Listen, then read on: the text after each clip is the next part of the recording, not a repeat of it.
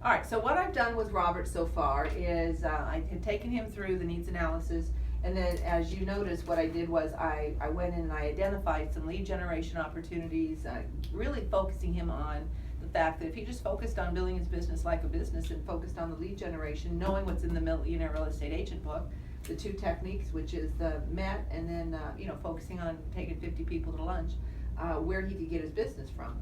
And so I did some soft closes and some closes along the way, as you may have noticed. And then, he gave me a little bit of pushback. And again, I don't get defensive, I just agree. And so, he came back and he said the travel was important and being home for dinner and so forth. He said he wanted to, go back and think about it or this wasn't the right time. I didn't let that go. I said to him, if he keeps doing what he's doing, he's going to be in the same place a year from now, and I don't want to see that happen to him. So I want to come from care and contribution to him. So he mentioned to me a couple of things like contracts and listings.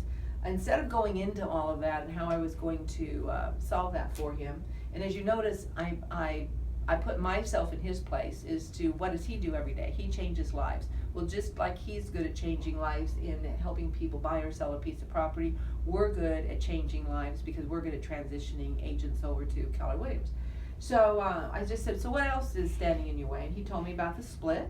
I didn't stop and tell him all about the 70-30 and going to 100%. He said pyramid. I didn't say, well, let me tell you, we don't have a pyramid. I agreed with him. Basically, I said, I understand.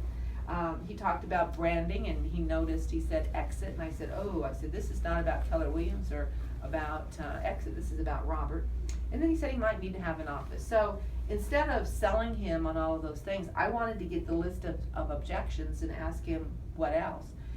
Because now I know where the areas I need to focus. I'm going to go back and talk to him about maybe a couple of them that I see are the biggest ones.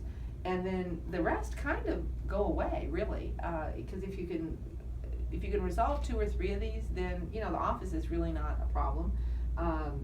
Bringing his contracts and listings over, we'll deal with that with his transition plan, and maybe some cap management or something to help him come over, since he's probably going to be a strong capper.